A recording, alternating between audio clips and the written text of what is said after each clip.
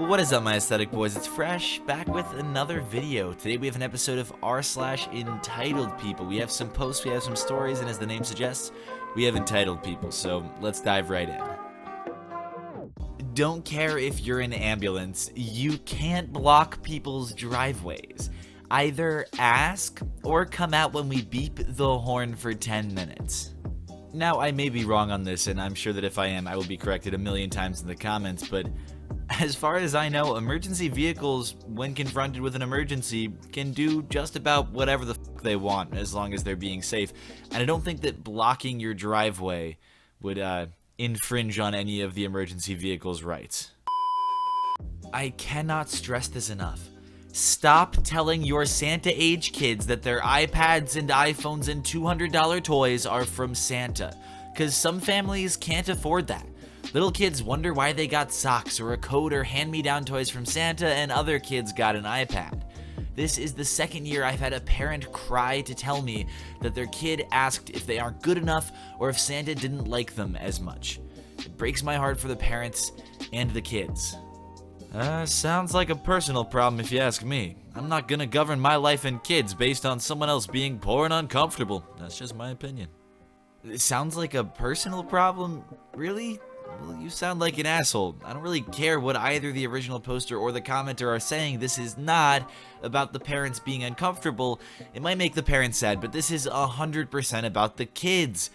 Think about how important this kind of stuff is to a child. If they go to class on January 2nd and find out that while Santa got them a hand-me-down coat and a few dollar store toys, that Jimmy got an iPad and Claire got a new computer from the same chimney-crawling dude, tell your kids you bought them presents, or if you want to keep some of that sweet, sweet magic alive, tell them that you helped Santa get them. It's really not that deep.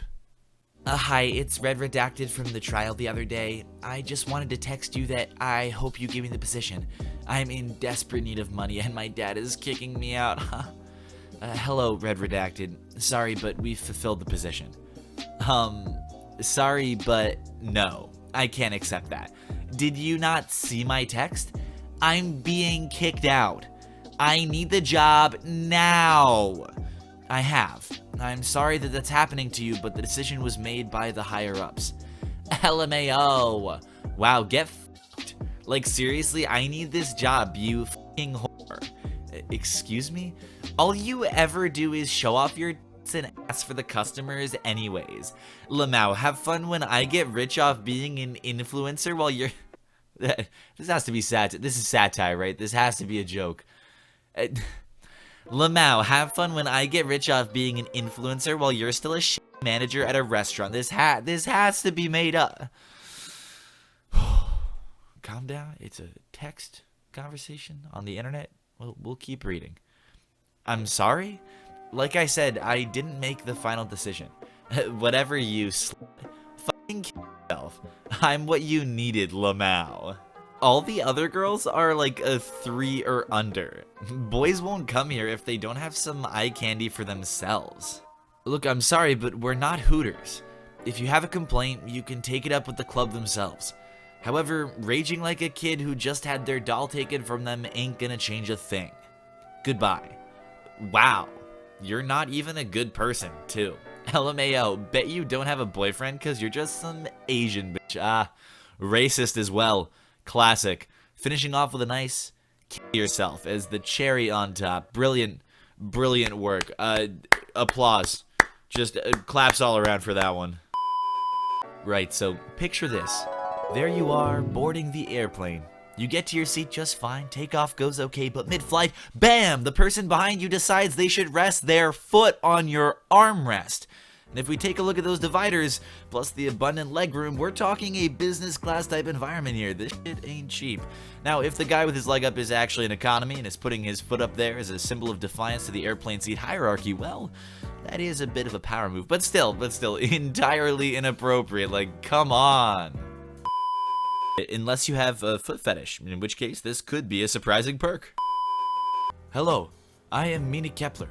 I recently saw some of your art at the local art show. You said you were new to art, so I wanted to help you out. Somehow I doubt that Mina Kepler is actually going to help this person out. See, I run a business that is for new mothers. I would like for you to illustrate a few things, i.e. a rocking horse, a rattle, letter blocks, etc. I think that it would give a cute and warm vibe to my business once I launch my site. You'll be credited on the sources at the end. There it is.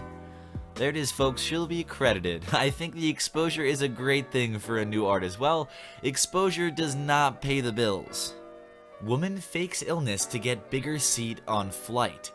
A woman who pretended to have health issues during a flight in order to get a bigger seat caused the pilot to make an emergency diversion. The unidentified passenger was flying from Pensacola, Florida to Miami on American Eagle Flight 3508 when she claimed to have trouble breathing, Pensacola police told NBC News. However, the plan quickly backfired as the pilot decided to turn the flight back around. All flyers had to evacuate after the woman refused to get off, but eventually authorities convinced her to deplane. She later admitted she had made up the medical problem to get a bigger seat. Pensacola Police Public Information Officer Mike Wood said, "The passenger was subsequently removed by law enforcement and medical personnel," American Airlines said. It said the plane took off after almost an hour. The woman is currently being held in custody under Florida's Baker Act, which allows people with mental illnesses to be held involuntarily for up to 72 hours if it's believed they're at risk or suffering from neglect or of harming others or themselves. No charges have yet been filed. A woman wants me to forget my tea so she can privately use a shared kitchen. I work in the marketing department of a small-ish cosmetics company. I'm not what you would call a higher up, but I'm not entry level either. Earlier today, I went into the office's common area and kitchen to make a cup of tea, Earl Grey, if you care. A woman talking on a phone came into the room as I was waiting on the kettle to boil. I recognize her as one of our new hires from sales. I doubt she's been here long enough to get her first check. She was talking loudly, but I ignore her. It's a somewhat loud office, so it isn't a big deal for someone to make a little noise. A minute or so later, she says into the phone, "Hold on, I need some privacy," and then turns to me and says, "Excuse me, sorry, I'm on a private call. I need you to leave." I'm confused at first, then what she says registers. I get this surprised smile on my face, the kind that says, "Are you f***ing joking, mate?" I tell her no. She gives me the look. Her mouth is open, eyes wide. How dare I use the common area for what it's for? She doesn't even say anything. I point to the kettle. I tell her I'm making tea. She tells me that this is an important medical call. I tell her the kitchen isn't a private room and that she can go to an empty conference room or to her car if the matter is that sensitive. She says she doesn't like the chairs in the conference room and that it's too cold to walk out to her car. I shrug. She eventually gets that I'm not leaving until I've had my tea, and she stomps off to a conference room. I hate being a narc, but damn it, just let me make my tea in peace. So I decide to walk down to sales and chat with her supervisor, whom I know fairly well. About the time I finish relaying the experience, the woman in question walks in, sees me, and stops. I point her out to the supervisor, pat him on the back, walk back to my office, and type this up. Definitely an asshole, definitely entitled, but it does remind me of a very fine scene from The Big Short in which Ryan Gosling, oh God, what a man. Anyway, Ryan Gosling's character attempts to shoo everyone out of the bathroom so he can take a private call, and I'll try my best to act out the rest. Fuck you very much. Bye-bye. Jared, it's chaos down here. Where are we? And seas are wet, for there There were no more worlds to conquer. Lady on her phone in the kitchen? Lady on her phone in the kitchen? The point of that, though, is that Ryan Gosling's character is an entitled asshole. He may be smart, yes, which is likely more than can be said for this particular sales associate, but the whole point of this bathroom act is for him to fly his asshole flag loud and... Wait a sec. Would an asshole flag be a flag to signify a person is an asshole, as in a flag representing the assholes? Or would it be a flag of the... Anyway, back to the video. How I turned my entitled roommate's cat against her. Heck, after reading that title, I'm immediately thinking to myself, well, Fresh, that sounds like just about the most evil type of revenge. I guess we'll have to see how this one plays out. So this is another roommate story. They were roommates. My roommate had a cat that lived with us in the apartment. Her boyfriend didn't like the cat, so she started to turn cold to her cat. The cat wasn't allowed on the furniture, not allowed near the kitchen, wasn't allowed in her bedroom, and they would spray the cat with water if she disobeyed the rules. I, however, let the cat sleep in my room. I even let her sleep in my bed because it made her happy. I didn't spray her with water, and I let her in the kitchen. I also petted her a ton, so she loved me. One day, she came out of my bedroom and stopped in the living room. My roommate started calling to her, trying to get her to come to her. I was at the kitchen table, on my laptop, barely paying attention to anything. The cat looked at her, looked at me, looked at her again, and immediately ran to me and curled up in my lap. My roommate was not happy. Well, when I first read that title, I thought to myself, well, Fresh, that sounds like just about the most evil type of revenge. But by the end of the story, I felt considerably worse for the cat than I did for the roommate. To add to that, when OP moved out of said apartment, she unfortunately had to leave her roommate's cat behind, which seems like a less than optimal situation for all parties involved, both cat and human. Entitled X thinks she has a right to steal my husband. This is from this past weekend. For a bit of backstory, I'm 20, my husband is 21, and our son is a year and a half.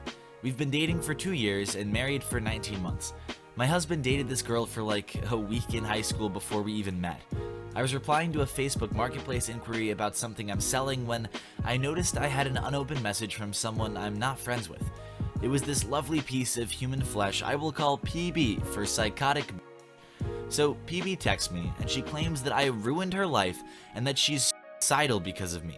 I've never met this girl before. I didn't know she existed and I've never seen her. Me reading this message, I'm very confused. She goes on to say that I stole her, quote, boyfriend away from her, and that he doesn't love me, and she was making up all these lies that he's having an affair with her. I have proof it's not true. And that I need to divorce him, and that if I don't, she'll kill herself. I tell her to calm the f*** down and go away. PB responds by saying that she's going to find me and kill me and the baby so that my husband will marry her instead. She rambles on and on about how she's entitled to him because they dated first and she loves him and will stop at nothing until she gets him. So now I have some psycho on my tail for some deranged fantasy she has in her head. She literally expects me to just divorce my husband that I love very much just so she, this unknown psycho bitch, won't kill herself. This is ridiculous. I'm not good at storytelling, especially when the story makes my blood boil, but the moral of the story: just because you date someone doesn't mean you're entitled to marry them and threaten their actual family. Quick edit, I have called the police and they recommended getting a restraining order on her, and I have already started the process. Okay, so first off, very serious situation, and while I can't really verify the authenticity of this particular post, it is representative of very real situations. I'm definitely not a mental health professional, nor will I pretend to be one. People have Reddit talking out of their ass with absolute authority despite zero expertise. Sorry, I got something stuck in my throat. Anyhow, here's an article from the National Domestic Violence Hotline that starts by saying, if there is a credible threat of violence or self-harm, call your local emergency number immediately. They go on to say that yes, it's a form of abuse, which it certainly is, and outline a few other ways to stand your ground and keep yourself and your loved ones safe, but this emotional manipulative woman clearly needs help, and as messed up as her threats have been, I genuinely hope she gets it.